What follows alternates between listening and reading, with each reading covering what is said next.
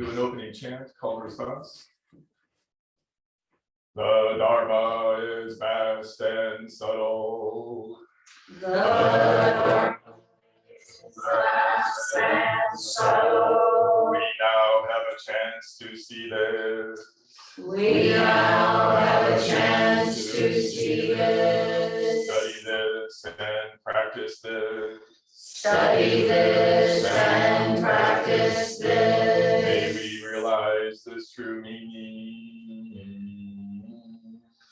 May we realize this true meaning.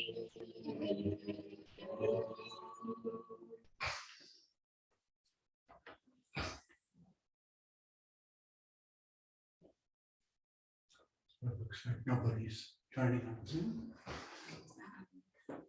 Sure. Is it? Possibly not.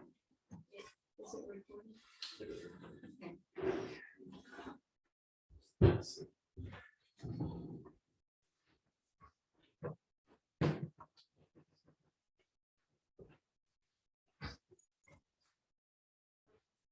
So, Mark, Good Morning. so I'm happy to be here, see you all.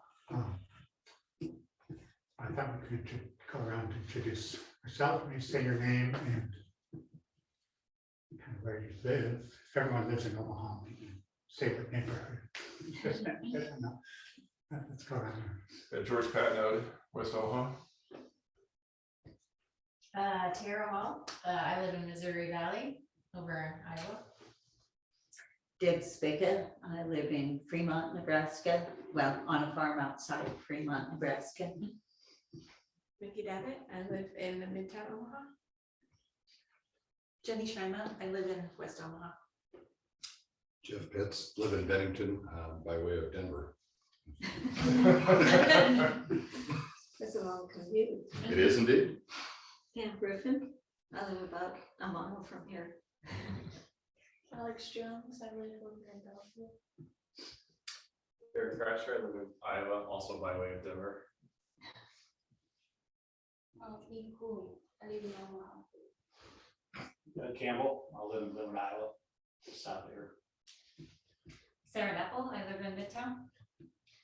Vicki Grunwald, Northwest Omaha. Scott Rosen, I live in Woods Park in Lincoln.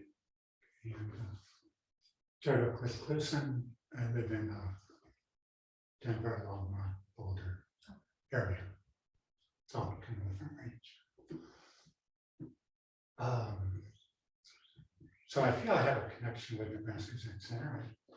I started practice with Category Roshi in 1977, so I heard of Omaha, Gordon Becker, and Nebraska Zen Center, and then Nonan, who really made this possible. A personal connection with him way back in 1981, he hosted my bachelor party for my first marriage. Most of the guys there were older, like Nonan, and just talked about their divorces. So that was not a very auspicious marriage.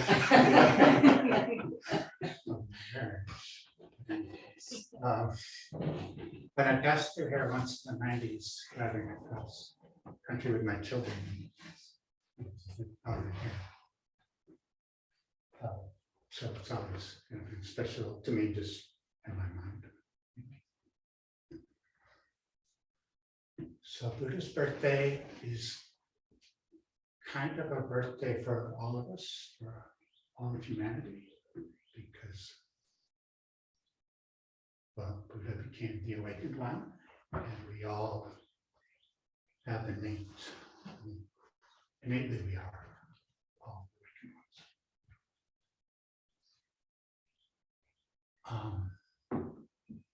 Sometimes I feel funny about the word Buddha and Buddhism, even though a priest and teacher is like, well, isn't that just a little weird? Buddha, like, eat that just like a foreign thing, not American yet, but I kind of describe Buddhism as humanism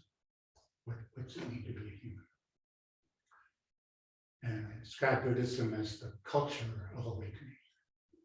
So our rituals, our format is all set up to help us awaken. So again, it is its own culture, but it's a culture of awakening. Now we may think Buddha, lived a long time ago in India, and that just seems so distant, but it's always occurred to me we have similarities to Buddha's life, even though he was in the top class, where he lived in relative comfort and ease, but compared to humanity today in the United States, we have incredible comfort and ease brought to us by technology, medical technology, thermostat. So even, it's true, some people have unfortunate circumstances, but relative, it's all pretty comfort and ease. Actually, I think ecologically, we're killing ourselves in society with too much comfort and ease, perhaps. And we're very geared to avoid suffering. So Buddha was kept in a compound where he was separated from society and avoided suffering. Similarly for us, so I'll go over the four marks. So when Buddha left the compound, he goofed off, he broke the rules into the world, and the first sign he saw was a very sick person, which he wasn't used to seeing. I couldn't believe that is the moment when Buddhism started. That moment when he saw a sick person and felt compassion, felt pain, felt like he wanted to do something about that. I think that moment was the beginning of Buddhism. Buddhism is really based on compassion. The second sign he saw was an extremely old person. The third sign was a dead person. So in our society, extremely old people, let's put them away, send them home, don't have to help them. Respect dead people, oh boy, let's not deal with that too much. In Buddhism, we have, if someone passes away, we tradition is to sit with the body for 3 days. Sometimes it's hard to talk the funeral home into that. Yeah, the second one from my mother, they said, well, we'll have to charge you. No, you don't have to charge me, I'm just gonna sit here. I didn't do all 3 days, of course, but even a few hours is helpful. So I think our lives are like the Buddha. And then the fourth sign, we don't know who he saw, but he saw a mendicant who had turned to the spiritual life, and that inspired Buddha to do the same. So it wasn't just coming from Buddha. He had saw other people practicing. So if we look how Buddha lived his life was,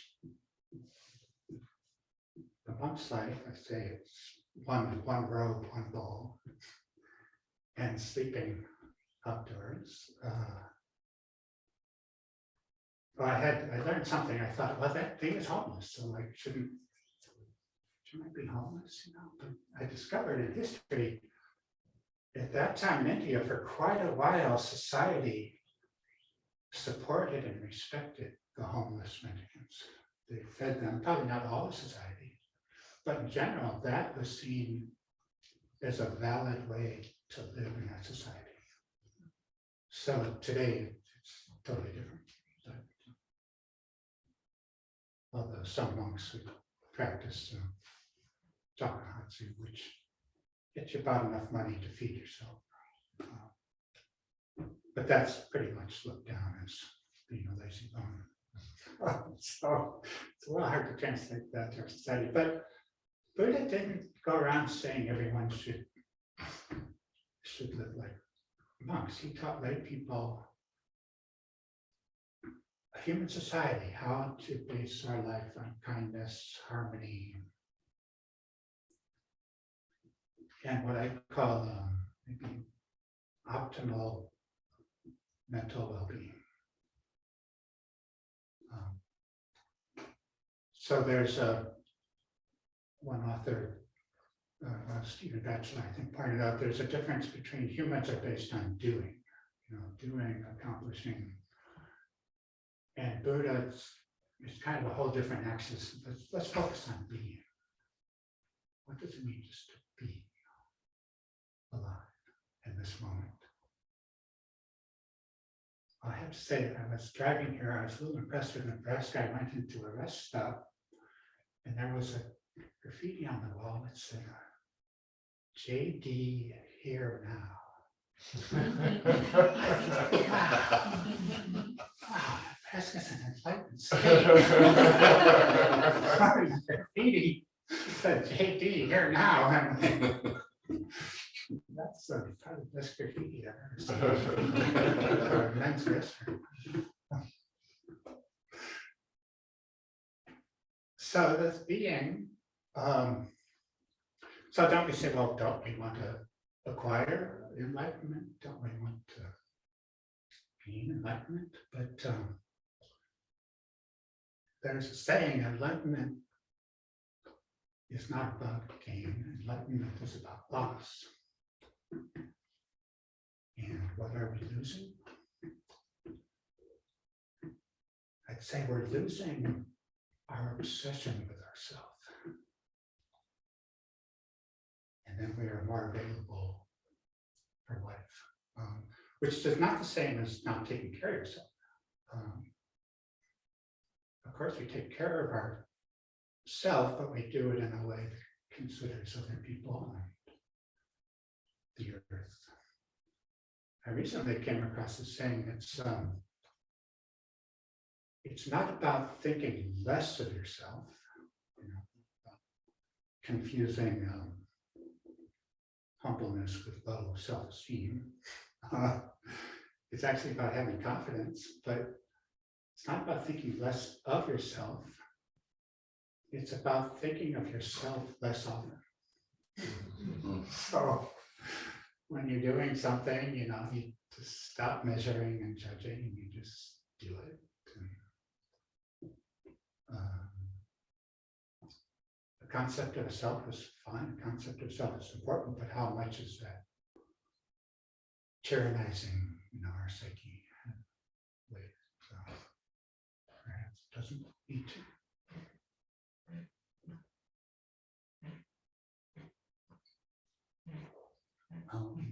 We talked about the triple treasure a little bit, starting with Buddha, talking about.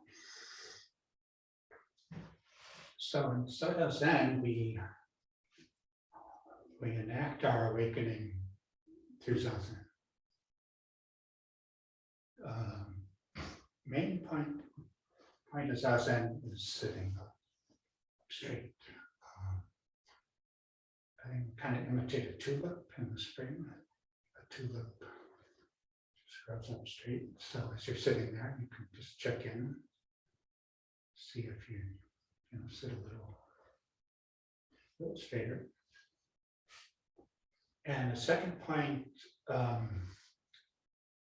which I think our Zen tradition sometimes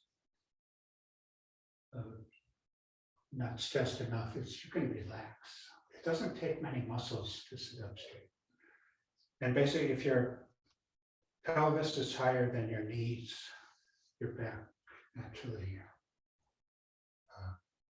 tilts. Sometimes I like sitting outdoors on a hillside with my knees on my hiking boots, and the hillside is like this fluid, it just helps you sit up straight. But once you sit up straight, you can really relax your shoulders, your face. And as you relax your whole torso area, your chest and your belly, your breathing works better. And then your breathing really kind of calms you down, it keeps you present. And so I say we can awaken primarily from often, regularly. Everyone's life is different, so don't comment on any amount. But now you say, but that's way too simplistic. You know, that's just naive. But actually, I really believe it. A life with Zazen infused is a life of awakening. So body, it's called body language. I used to take, so someone like this, I think they're got a little resistance to what's going on, you know, someone like this. I used to teach beginning meditation and talk about this, and like, but I'd never do this. Like, well, try spending 40 minutes like this. You'll probably feel depressed. I don't know. I've never tried. But anyhow, sitting up straight, relaxed, your chest opens, you're stable. So very naturally, your heart opens towards compassion. And you open towards wisdom. So by watching your mind, the torrent, compared to Niagara Falls, the torrent of mental activity, you become intimate with yourself. Intimacy with ourselves is we know our delusions. We're actually comfortable and learn from our delusions. So there's a saying, enlightenment's not this, bright zapping light in the sky. Enlightenment is thoroughly knowing your delusions. And so we study, we sit and we study. So we study being comfortable with ourselves, which, so yeah, we stop being judgmental of ourselves and others, which is extremely difficult, extremely difficult. But it can happen if you just sit there and all this stuff, your life comes up and wow, this is life,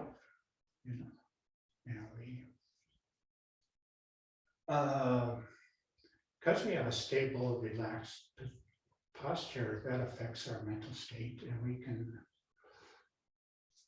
our life's intense. It's like, I never heard of that word, derecha, or something, that giant wind. Life's kind of like a giant wind, but if we can sit up straight,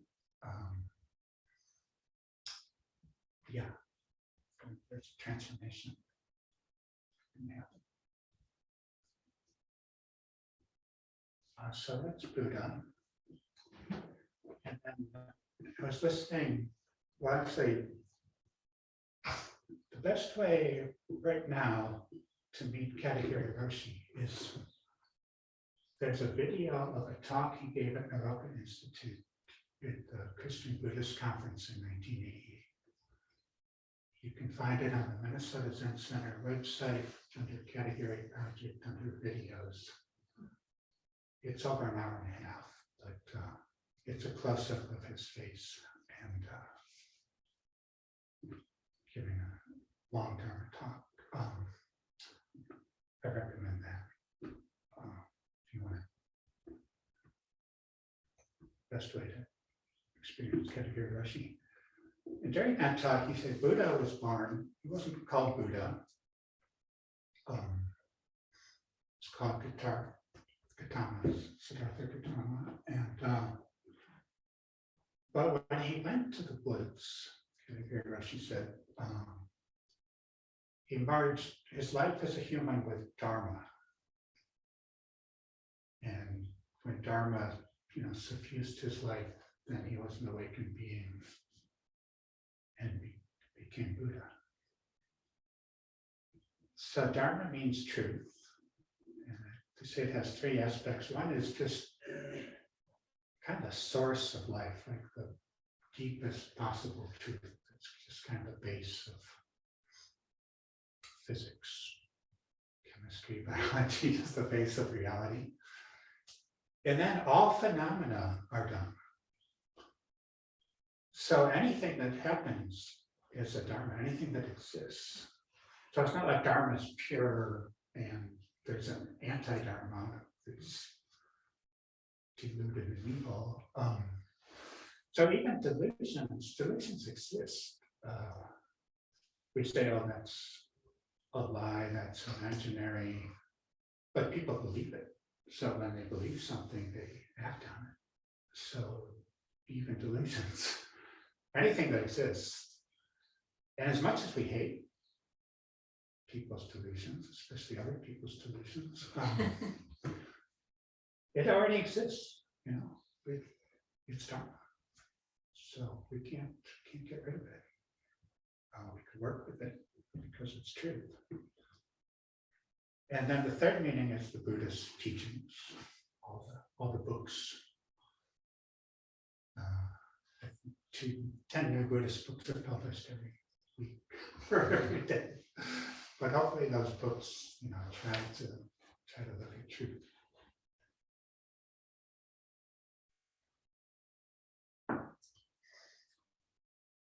Then there's Sangha. So Sangha supports Buddha, and I define Buddha as sitting in the posture of Buddha. I have to confess, I did that by myself too often. Not as often as I would assume I would.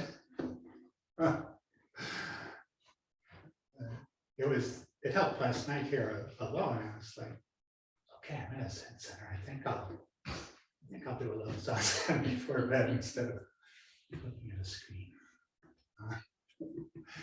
Anyhow, so we sit often because there is a Zen center, because other people are sitting.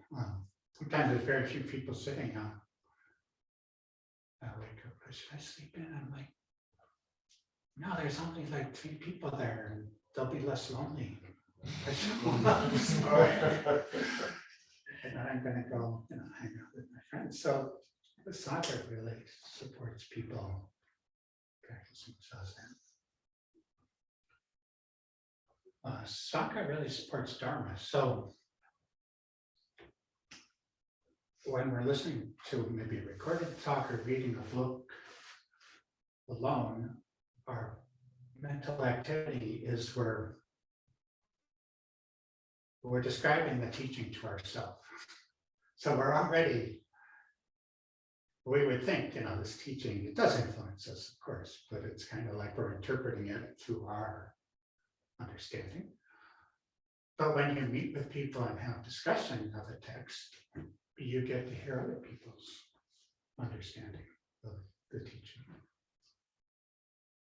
You know, and that's the truth, is how people are interpreting the teaching. So by studying Dharma together, it really enhances the exploration of truth.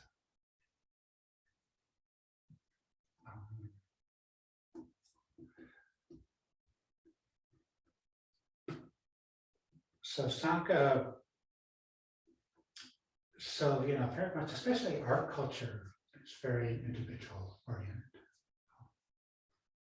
Human culture wasn't always that way. Our ancestors kind of lived in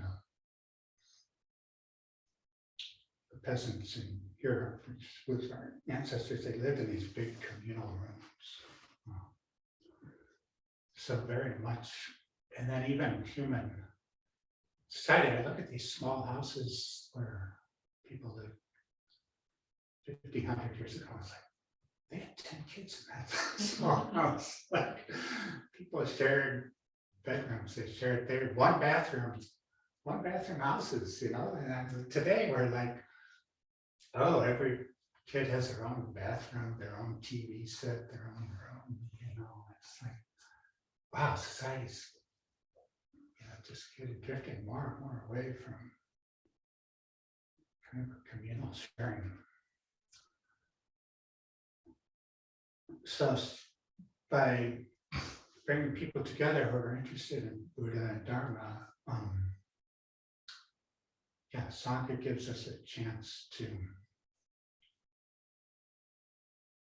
well, a chance to forget ourselves a little bit, to devote yourselves to the Sangha. The human mind is super fast. So there's what I say in terms of like mindfulness, any time you're looking at a beautiful house or a beautiful tree and not necessarily judging it, just enjoying it. It's like, oh, at that moment you're mindful. So that's wonderful, even if though your mind then brings up your self-obsession. But being in a Sangha, there's moments of I'm going to clean, I'm going to talk to people, I'm going to help support the Sangha. Those are moments when you let go of your self-obsession. I told someone my vision of being a teacher and some places to have a place for people to show up and conduct Sangha, Buddha, Dharma activities, but not have so much in an agenda, not too much micromanagement. Because so I kind of see it as a stage. It'd be kind of like avant-garde theater. People are like, where's the script? I'm like, well, yeah, we got a little script. You sit something and you do this service, but basically it's an empty stage where people show up and live out their karma. I told that to one of my students. He's so disappointed. But no, you show up, you interact, your karma is coming up. Yeah, it's getting intimate with yourself. I find you sit a lot and you're kind of like, this is part, this is not, this is a metaphor. What's that funny smell? Oh, that's me. And then you take care of yourself. So Kenji Arashi was always, he pointed to grab his nose, and I guess in Japan, they point to, this is me, they point their nose, they go, this is me. And Kenji Arashi was always saying, oh, I'm such a stinky person. You know, just pointing to his nose. So he was always, self-deprecating, whether you can go overboard with self-deprecation, but yeah, that way take care of ourselves. So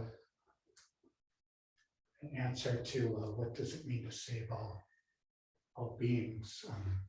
Zen teacher says it means save all beings from yourself.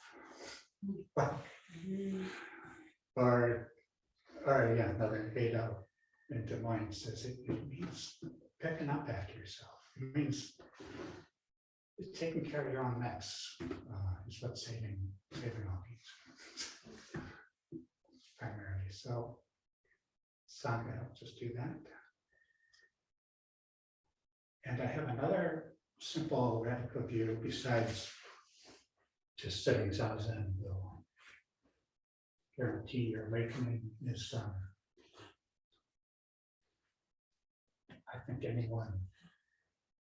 I see Zen students as Zen teachers. You show up at a Sangha like 80% of the time, roughly, and for a couple decades, there's probably a Zen teacher. And the world needs Zen teachers. So I think it's that simple, but if you want to protest and argue with me, now sit down. So, Thank you.